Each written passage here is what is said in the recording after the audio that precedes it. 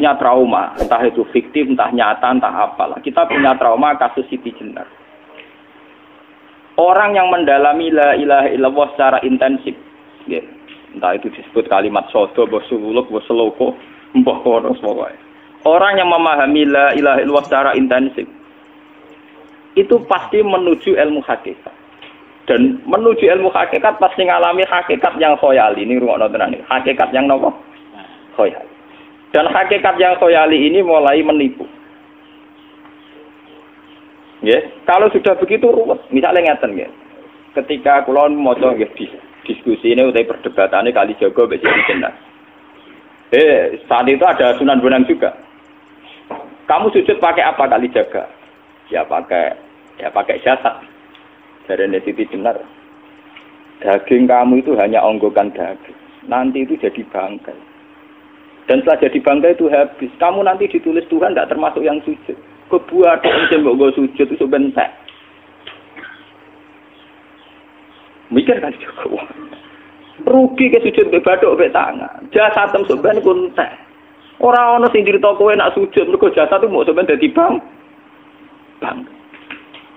Lah nek ngono sujud ning hakikat ora usah bathuk, ora usah tangan, ora usah sikil, yo rohom iku lho kon sujud mbek pangeran. Nak sujud mbek fisik ku rugi wong fisik sampean. Mikir kali itu. Mungkin bolak-balik kali Joko mantan wali preman terus jadi debat pusing. Siti Jenar tahu belajar tak tahu meneng Irak. Yang jelas yang mulang gak sadar mau ora menangi. Wah, ini menjadi perdebatan.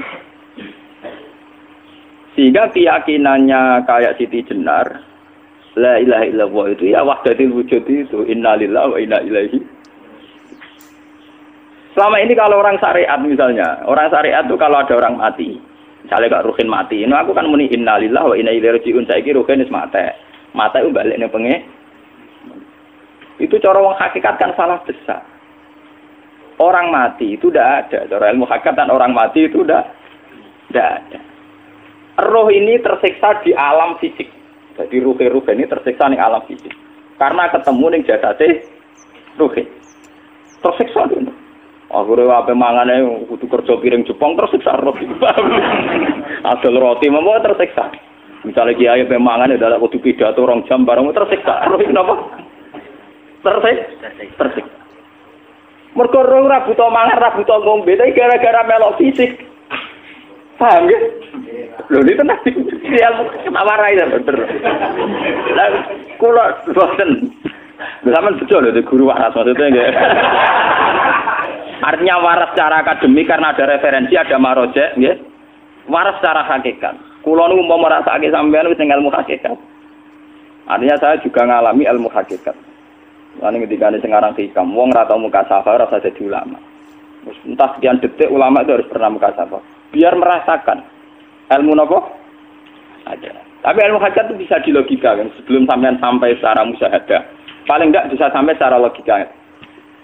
Manusia itu mulai Nabi Adam sampai sekarang itu kan punya roh dan roh itu tidak makhluk. Ya, roh itu tidak makhluk. Ketika roh itu diletakkan di jasad dia itu tersiksa. Karena ketika dia ke jasad fisik namanya mengalami keterpisahan dengan yang abadi. Dia ini ning jasad fisik tersiksa. Karena dia harus di alam yang kasat mata, alam mulki. Tersiksa. Ketika dia tersiksa, melok ruhin, akhirnya dia mangane kangelan, akhirnya lesu mangan. Padahal roh gak butuh mangan, perlu dicatat roh gak butuh. Ya ora butuh gunung kidul barang, kan roh ora butuh rabi. Paham kan? Ya ora butuh putus cinta, ora butuh pegatan, ora butuh macam-macam. Paham? Tapi karena dia nemplek jasad sing butuh mangan, butuh rabi, butuh wedoan macam-macam. Akhirnya roh tersiksa. Suatu saat kalau roh ini dalam bahasa manusia mati, ini dalam bahasa manusia mati. Ini hakikatnya roh itu tidak mati, dia kembali ke habitatnya. Ini disebut innalillah. Kita ini dari awal ya dengan Allah. Wa inna ilaihi juga kemudian nanti kita pasti kembali ke Allah. Dan itu diyakini betul oleh orang wahdatul wujud. Jadi kalau roh mati itu ya tidak ada mati. Roh sekarang itu kembali karena sudah lama mengalami keterpisahan mergo melok fisik-fisik dan ono kerja dasinan. Ono nggo proposal lan ruwet to roh ku melok. Paham itu? Kita di roh ku napa melok ruwet. Lah roh ya tersiksa aku ora butuh mangan, ora butuh proposal bocah ngalor. Itu tersiksa. Makanya dalam cerita-cerita Jalaluddin Rumi yang otentik di kitab-kitab begitu. Ketika beliau mau meninggal, muridnya itu nangis. Dari Jalaluddin Rumi, kamu jangan nangisi saya ini mau pesta, saya ini mau pesta perkawinan. Kamu tidak merasakan penyesalan saya ini lama menyesal, karena harus hidup bersama kamu. Terus saya ini tersiksa karena ngalami alam yang rusak, yang fana. Alam yang fana. Harusnya roh saya itu di alam abadi, bukan di sini. Maka jangan tangisi kematian saya. Kematian saya adalah kembalinya roh ke habitatnya. Semenjak itu kematian dianggap malam perkawinan. Karena roh kembali. Walhasil nguniku cara ilmu tasawuf bahasa Arab jenenge wahdatul wujud. Kena Jawa, Yogyakarta, Solo, Keadaan jenenge manunggaling kawula. Mergo sing rawan ngono rugen lho. Pak iki tak terangno detail. Jadi bathuk mesti iki buku sujud kan. Niku sampeyan ilang. Dadi seksine ora ono cara teorine sinten Siti. Rugi kowe. Jadi ya kentur. Lah kali coba mantan preman jak debat terus ora ngono mbok terus tak pateni kowe. Lah debat iki biar ra iso. Premane kumat. Ya sam preman jak debat ilmi. Ngono ku model. Kali Joko yo ora salah, dhisik Sayyidina Umar nggih ngoten. Umar sahabat top. Lah isih debat atau milih patenane ya Rasulullah. Gak iso dene ilmiah. Mantar preman pasar rukat terus dadi sahabat top. Debat yang milih mate. Ada wonten cerita wong Yahudi njaluk keputusan Nabi. Bareng wis diputusno Nabi cek mamang. Ndak tenang keputusane ngono dalam sengketa duniawi. Bariku takok ya Ali. Ya Ali, aku mau sowan ning Nabi Muhammad. Dikai keputusan Nabi mamang cara kowe pilih. Sampai Ali dikai keputusan persis Kanjeng Nabi. Cek mamang neh takok Umar. Takok Umar aku mau sing Muhammad, ning Ali dikai keputusan kok mamang, Mar. Cara kowe piye? Urusan duit. Enteni iki. Entah dia meleput buat apa? Uang diputus Nabi ora mar. Buat mati. Awe. Mereka mantan apa? Cara mantan intelektual kan ya wajar wong Yahudi kok percaya Nabi. Kan bareng cara Ali wis gak percaya wis kandhani. Ora muni cara Ali tenan. Lah ora apa patene. Ya wajar wong Yahudi kok percaya Nabi, nak percaya ora situ Yahudi Muslim. Lah Ali situ Gus Dur. Lah Gus Dur beda piye tenang. Ali nyen ngoten watake ngoten. Nasibe padha. Ali itu ilmuwan yang jadi presiden gak sukses. Sing niru Gus Dur. Mergo ning dinggo negara wong pinter mimpin ra sukses. Wong pinter gampang maklumi. Lah misalnya kita dadi kiai wong pinter. Pak Yai santri ini pacaran. Maksud jangan anak cerita besok. Wah, ruwet. Terus malah dalil zinalina subuh syahwat minan. Piye pondok tanpa pelaturan. Paham ya? Ruwet dah. Mulane aja geman, iki kiai pinter teman-teman aja geman. Sing biasa wae ana syariate sithik-sithik. Sing gamane ana santri pacaran tersinggung, ana santri nakal tersinggung. Sing ana rasane lha donya ana napa? Jadi nak meguru kula nu urusan ilmu semi hakikat. Mulane mon gitu. Sehingga kayak Siti Jenar, cara pandang Siti Jenar itu masuk betul ning gone pemikiran para santrinya. Kados Ki Ageng Pengging siapa masuk betul karena masuk akal. Cara mereka napa? Betapa tidak ada artinya fisik ini. Nah, kalau semua fisik ini tidak ada artinya, kemudian yang ada artinya itu roh, perjalanan apa? Perjalanan roh, sehingga diartikan inna lillah wa inna ilaihi raji'un. Inna sholati wa nusuki wa mahyaya wa mamati ku lillah. Lah kemudian sekarang sampean tak tanya misalnya ini latihan ilmu hakikat. Wa mahyaya lan penguripan ingsun. Kalau ingsun artinya fisik atau jasad, itu keliru besar karena jasad tidak pernah hidup. Yang hidup itu roh.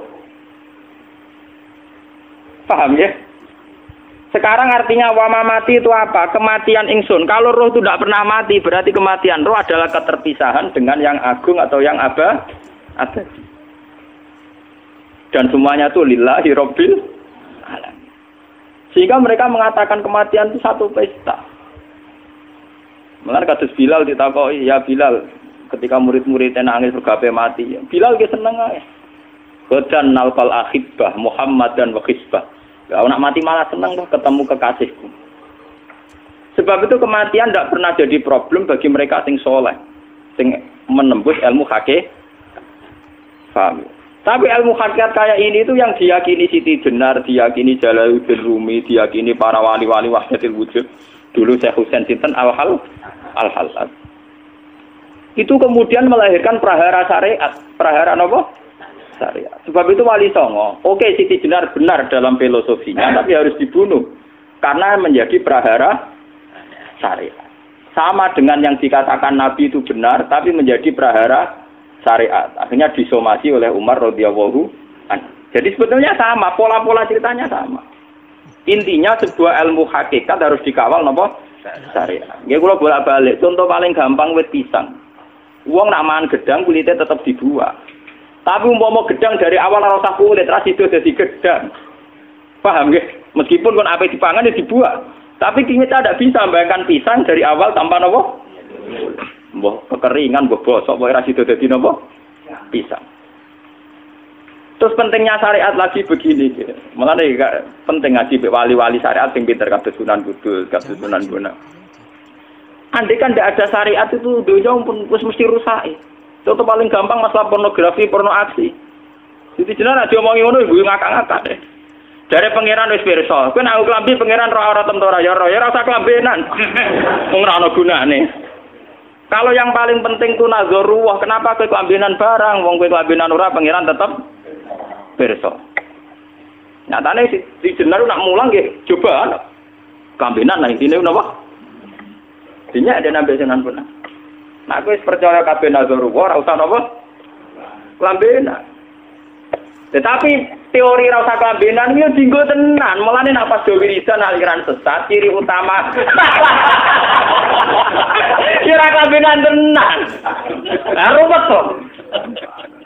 Lho iki tenan iki cerita. Iki pentingnya ngaji nggih. Ben sampean ngerti variasi riwayat kemudian kita orang syariat harus kayak apa, kemudian kenapa menjadi aliran wahdatil wujud. Lah terus kita-kita ini ya, kita-kita ini kan orang syariat. Memang kalau manung syariat itu akeh kok sampean-sampean siji mesti ra kramat. Modele ora ada duwe bingung, ruwet. Urip wong syariat lho apa? Dineng bojo wedi, dineng tangga wedi, pengaruhe menurun. Pancen orang syariat itu banyak kriminal tauhidnya itu memang jelas. Malah kiai-kiai peken nak ketemu kiai-kiai sing setengah jaza wedi mergo iso nebak atine. Ndekne meriang nang ngono. Sing kiai ra tau salat keramat padahal ngambungan wong. Sumudina salat pas waktu kok ora tau keramat. Wong ape buah utang tanggane iku keramat apane? Sing kono ngawar ngawur sowan pirang. Meriang oleh wong syariat ngadepi wong hakikat napa? Mulane jogeman iki dadi wong syariat sing ngene iku bahaya. Nah kula mboten ngarah. Sampai dadi wong syariat sing ra keramat. Bahaya sekali itu bagi perjalanan agama.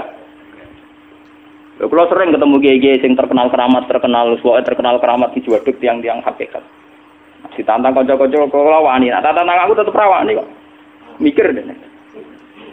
Karena orang yang sama-sama ke jalur hakikat tetap punya alamat, tetap wonten simahum fi wujuhi min atharis sujud. Cara pandangnya mesti sama.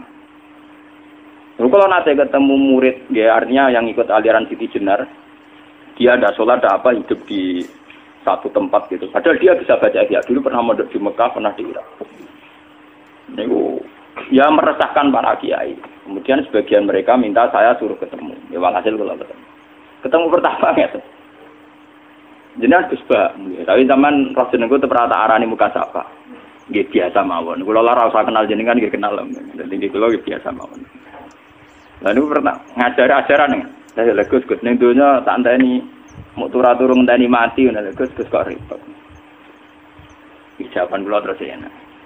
Sampai ada wong hakikat wong ngenteni mati barang. Ya mati yo saiki iku. Terus ngenteni saiki padha-padha wis napa? Wis mati. Ya saiki wis padha-padha wis urip. Wis padha kabeh. Nah cara ilmu hakikat kan terus sama semua. Napa? Sama semua. Tadi makanya itu tadi. Kalau baleni malih logika hakikat itu begitu ya. Roh itu ditiupkan oleh Tuhan ke kita. Kemudian roh karena ikut alam fisik, alam jasad, roh ngalami yang kita alami. Nggih. Ketika roh ngalami yang kita alami, dia tersiksa. Nah, ketika roh sudah terpisah dari jasad yang mengekang, yang memenjara ini, dia senang terus kembali ke Tuhan. Ini disebut innalillahi wa inna ilaihi. Lah jasad ini kemudian menurut ilmu hakikat enggak ada gunanya sama sekali total. Hilang ditelan tanah.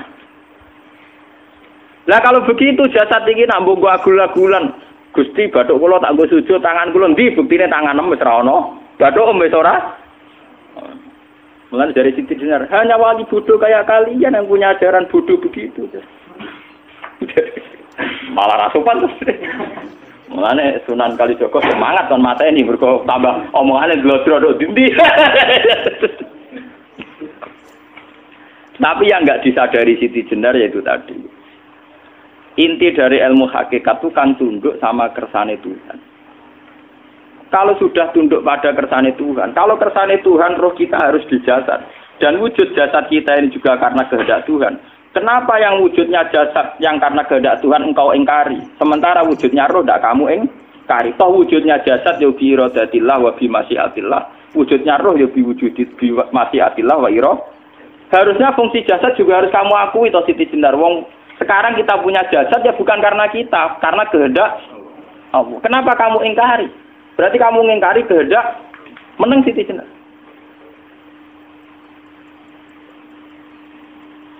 Makanya hakikat yang pertama Semi itu pasti khayal. Lah Siti Jenar itu hakikatnya baru yang sampai khayal itu. Jika dia tersesat. Sebetulnya kalau sudah hakikat beneran itu tidak perlu khayal begitu. Artinya tidak perlu khayal jasad kita sing senajan ora ana gunane ini. Tetap piye wae wujudnya karena kehendak Allah. Juga kita harus terima. Apapun kekurangannya, apapun kenaifannya, ironisnya harus kita terima. Ini sebagai bentuk penerimaan kita pada masyiatil. Begitu juga keadaan roh kita sebagai penerimaan atas masyiatil. Meskipun ada teori-teori roh yang lebih valid. Lebih valid misalnya begini. Kanjeng Nabi itu suatu saat ininya terputus karena perang Uhud. Itu Kanjeng Nabi dia dolanan drijine ini. Napa cara napa jari jemari ini Nabi putus. Iki dolanan. Jadi Nabi sendiri kadang sering ngajarkan ilmu hakikat.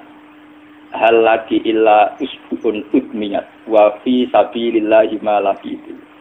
Kowe ora trimo fisik, bentuk fisik jari jemari sing ditebir berdarah. Tapi nak kowe wis fi sabilillah ayo wis balik ning habitatem. Sehingga kenapa para sahabat itu ketika dicincang, ketika putus tangannya, putus kakinya. Sahabat yang usul ke ilmu hakikat itu malah senang. Karena jasad kita ini kan ila sabilillah menuju jalan Tuhan. Sekali dia sudah terluka fisabilillah itu sudah menemukan formatnya. Cara teori Cina sudah menemukan formasinya. Paham gitu? Orang kok malah ngeluh itu berarti goblok kena ngeluh. Paham tak?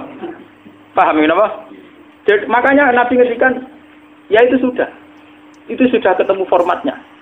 Ketika rohnya para syuhada nanti kembali ke Tuhan, ya ketemu formatnya lagi. Itu disebut wala taqulu lima yuqtalu fi sabilillahi amma. Dia tidak mati sesuai formasi awal, yaitu roh kembali ke Tuhan dan jasad ikut mengawal. Nah itu Nabi kadang ya pakai ilmu hakikat begitu.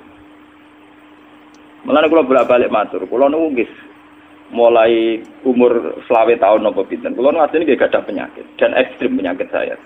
Sampai saat ini kalau nak ngobatno tidak lebih 50%, karena saya tetap berpikir. Misalnya cara syariat kan berobat, tapi cara hakikat apa betul keberadaan saya di alam ini penting? Sehingga aku kepengen urip tak bela-belani ngantek entek atusan juta. Jangan-jangan penting mati ikuti bang uripku. Lah nak ngono lha apa tak bela-belani? Entek atusan juta. Jadi misalnya kita berobat ya mau ya dari nabi kan berobat ya berobat. Pokoknya kita Islam masih mau gerutu kadang orang paham. Sekali kamu mengamati dengan sisi hakikat, coba sekarang sampean pikir, coba sekarang nggak pakai logika hakikat, pakai logika syariat saja. Saya ini misalnya asetnya 10 juta, misalnya, saya punya aset 10 juta. Tapi misalnya aku rugi nawan atau dipengaruhi di masa depan sama nih, kalau kulo kan soalnya cara teori di masa misalnya kula ruhin, artinya kere di duit 10 juta aset. Tujuan saya sembuh kan supaya aku iso sembuh sehat, engkau iso kerja untuk anak. Tapi karena saya sakit nanti operasi tidak 10 juta. Operasi tidak 10 juta. Wong aku repair mesti iso marisi anak. Apa meneh nak duit 10 juta tak ada gue berobat malah jelas ra iso marisi. Lah nak ngono penting matiku ya dibanding 10 juta. Karwan iso diwaris langsung. Sementara anak aku mari dibiayai 10 juta, orang mesti mari 10 juta mesti entek. Artinya tidak ada jaminan kalau berobat itu secara visi ke depan lebih baik. Soalnya malah ngentekno donya nggak jelas akibat positifnya. Misalnya tetap lumpuh duwe teori loh. Bapak artinya apa? Teori hakikat tetap lebih benar bahwa hidup itu tidak ada artinya. Semua itu tidak ada artinya. Berobat apa enggak berobat semuanya tidak ada arti. Teori loh gini. Sehingga kalau kita tengah-tengah aja tengah-tengah. Kasus kula misalnya lara nggih berobat. Gusti separuh kalau ngelakoni syariat, tapi sebagai kalau ulama kekeh, separuh kalau lakoni apa? Jadi kalau tetap buatan ngarah obat 100%. Tapi orang ngarah berobat, orang kalau tiang apa? Syariat. Tapi memang faktanya itu begitu. Cara Kanjeng Nabi kadang Kanjeng Nabi berobat. Kadang Kanjeng Nabi wis nikine tercincang dige guyon. Wahal laki illa usbuun udwiyat. Ora kok driji sing gak melok-melok. Nah, bukti bahwa jasadnya begitu tidak penting. Kayak Said Hamzah. Menurut Said Hamzah nganggep wahyu bentone ra karuan. Kalau teori Siti Jenar itu benar, teori Jalaluddin Rumi benar teorinya lho, ora kok ra salate lho nggih, maksud kok nganut ra salate. Benar cara analisis roh. Ketika Said Hamzah dinyatakan mati oleh manusia, oleh hukum manusia dinyatakan mati karena dia sudah tidak bergerak. Dalam teori hakikat kan rohnya Said Hamzah sudah fi khawasili tuyurin khudrin. Rohnya sudah diambil Tuhan. Tidak mati, paham ya? Ketika rohnya Said Hamzah sudah diambil, jasad ini sudah tidak punya rasa. Sekarang secara syariat kasat mata kita tahu, wong jasad nak diinfus, di sayat-sayat dioperasi ora kroso. Apa meneh saiki ruhe wis bisa. Lah ya jasad itu cek gampange, dioperasi dibius saja terus tidak kerasa. Apalagi rohnya sudah diambil. Lah saiki bayangkan ketika Sayyid Hamzah itu sudah di atas. Niku kira-kira delok wahsi ra wong bentuk. Lho wong kok baca igabus. Ketika jasad benar-benar tidak penting, kemudian jasadnya Sayyid Hamzah kan dicincang oleh wahsi. Ketika rohnya sudah diambil kan Hamzah tidak merasakan. Berarti Sayyid Hamzah guyu-guyu wahsi. Wahsi cek bentuk nih gabus dicincang. Paham ya? Lho niki tenan. Artinya ketika pandangan manusia iba kepada Sayyid Hamzah karena dicincang, dimutilasi oleh wahsi. Wahsi tidak mengalami Pak Sinten, Sayyid Hamzah tidak mengalami apa-apa karena rohnya sudah bersama Tuhan. Dan iso wae Sayyid Hamzah malah guyu-guyu wahsi. Cek goblok gabus kok dicincang. Lah nak ngono rak mirip, makanya dalam hal ini itu dalam teori roh itu sebetulnya Siti Jenar tidak sesat dalam teori roh. Tapi jangan katakan itu penemuannya Siti Jenar. Siti Jenar itu terlambat. Sebelum itu ada Husain Al-Khallas. Sebelum itu ada Jalaluddin Rumi. Sebelum itu juga ada sahabat, ada nabi. Cuma cara aplikasinya Siti Jenar melenceng. Jadi jangan katakan kok tak kampus-kampus. Itu pendapat Siti Jenar itu malah goblok meneng. Siti Jenar itu sanut, paham? Maksud apa? Wis anut. Nah, teori yang sama terjadi pada Yesus Kristus. Ketika Yesus misalnya secara lahir dicincang, dimutilasi, diapakan oleh orang Yahudi. Sebetulnya rohnya dia sudah bersama Tuhan, kembali ke Tuhan Bapa, nah cara Kristen. Nah cara Islam ya balik ning pangeran. Andaikan itu iya, itu ya ada masalah karena hakikatnya dia tidak dicincang, tidak dibunuh. Andaikan iya lah, tentu menurut Islam yang dibunuh Yudas atau siapa itu yang masuk bialah. Tapi sama sebetulnya teorinya sama. Kalaupun iya ada masalah. Oke, kalau misalnya Nabi Isa karena ada kontroversi menyangkut dia atau Yudas. Sekarang yang Zakaria dan ya. Zakaria itu dicincang betul oleh orang Yahudi, matinya dimutilasi. Tapi dia tidak apa-apa. Karena ketika beliau dicincang, rohnya sudah diambil. Ini rumah tenan kan, bener untuk kendel mati paham kan ya. Jadi maksudnya ini kalau ajari, nak mati itu tidak problem. Ini kalau urip mati loh. Dan ini bersamaan paham ya. Kaitan la ilaha illallah ini nanti semuanya sama kaitan sama apa? La ilaha illallah. Ini nanti ujungnya sama dengan la ilaha illallah. Begitu juga seterusnya. Misalnya Yahya kalian sinten? Zakaria. Ketika Tuhan ditanya, jadi tenggene alam malakut pangeran ditakok, ya Allah, Yahya dan Zakaria itu kan hamba pilihan engkau. Ketika dicincang kok jenengan biarkan. Endi Yahya Zakaria dicincang? Aku iku ora goblok jare pangeran.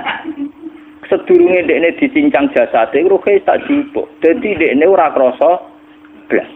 Begitu juga ning tafsir-tafsir sampean lihat wa Maryama Sayyidah Maryam yang istrinya Fir'aun. Itu kan dia iman sama Nabi Musa. Asiyah, ya. Asiyah imro'ati apa? Fir'aun. Asiyah imro'ati Fir'aun, ya. Itu kan dihukum oleh Fir'aun. Ketika mau ditumpahi apa? Batu besar. Iku Allah ketika di pangeran, ya malaikal mauti, cepat ambil rohnya sebelum dihunjami batu besar. Terus rohnya diambil. Sebab itu dalam hukum Tuhan, Tuhan itu tidak merasa bahwa Tuhan membiarkan Asiyah, membiarkan Hamzah, membiarkan Yahya, membiarkan Zakaria. Dalam hukum Tuhan, semua orang ini roh-roh terhormat. Akhirnya nak anggo teori iki sing nyincang malah goblok, wong gabus goblok cincang ngono lho. Nak anggo teori iki malah berbalik, sing goblok sing nyincang. Paham? Yo ora kok sesuai sampean kiaskan saja. Wong dibius wae disayat-sayat gak kroso. Kaya apa nak ruhe bener-bener wis tercabut terpisah. Rasane nang ndi? Iku sing disebut wala taqulu limayuk talu fi sabilillah napa? Lah kemudian roh ini kemana? Nah, roh itu sudah menyatu dengan kalimat tauhid. Mesti roh itu bersaksi la ilaha illallah. Itu sing disebut ning alam roh ketika Allah tanya alastu bi rabbikum mesti qalu bala. Mesti mereka jawabnya apa? Bala. Karena alam roh tentu lebih mudah bersaksi akan keberhadiran dan keeksistensi Tuhan Allah Subhanahu wa taala.